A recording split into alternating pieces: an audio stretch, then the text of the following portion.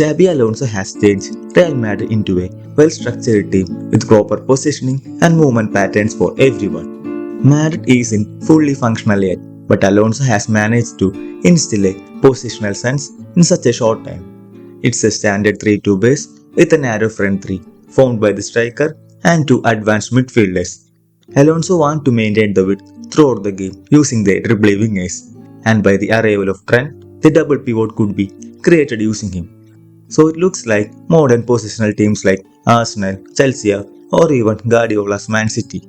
The wide interactions can be done using typical triangle formed by the winger, half-space midfielder, and the pivot player. One of the attacking options is to make use of the runs from the midfielder to the space created by dropping the winger. By maintaining constant width, there is always an option of switching play. The winger can either engage in 1 vs 1 duels or make use of the same half-space run. This sequence reveals the whole blueprint of Alonso's system. The ball is out wide with winger and half-space midfielder has drifted wide to create that typical triangle. As Rodrigo got doubled upon, he played it back and there is a space left open due to the higher positioning of left back. See how Valverde is making that run as soon as Trent got the ball. This is a trained pattern and was evident throughout the game. Here the ball was played back and the deep midfielder is not staying deep, but instead he is asked to move high to create diagonal options in the space between the lines. The idea is to increase the number of options inside the opposition block. With this single positional adjustment, opposition's defensive midfielder is dragged out of position, and see how it created space for Bellingham. Now the centre back can play Bellingham and the whole midfield block is bypassed. All those subtle details from Alonso has given clear attacking patterns for Madrid, and it will be more natural to them in the coming games. The structure positions players in every zone, and this will naturally create 1 vs 1 situations in dangerous areas. Then it's up to the individual player to win their duel. A winger like Vinicius has a lot to do in this system. The same pattern is repeated on the other side as Valverde and Rodrigo created 1v1 opportunities with their positional discipline, and the right back released Rodrigo. This complements Trent's ability to play accurate long balls. See how the same expansive structure can come closer to create connections. Valverde has moved from right to left to create a closer group. Notice the movement of Bellingham and see how he is asking for the ball.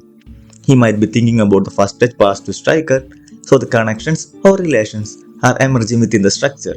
The front three remains narrow as the far side midfielder tucks inside.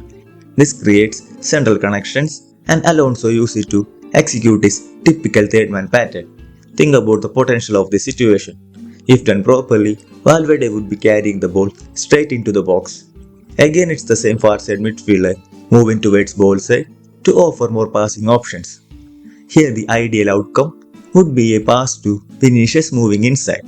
See how left back Garcia has moved wide to maintain the width. Players are getting used to it, but still movement patterns are evident.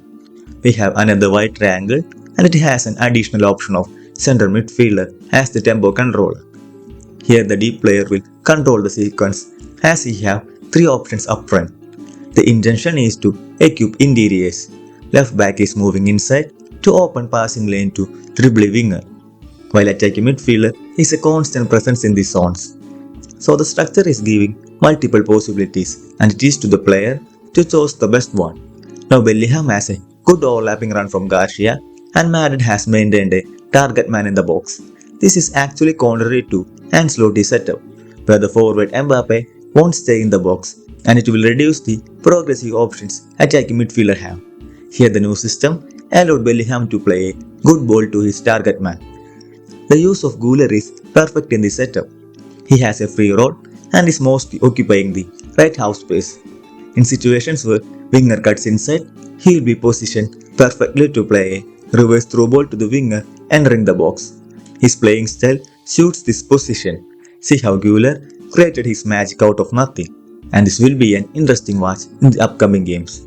So overall, it seems Alonso's new structure has improved Real Madrid, but they need time to master its tactics and it's too early to draw a conclusive opinion. So if you loved the video, please leave a like and subscribe for more.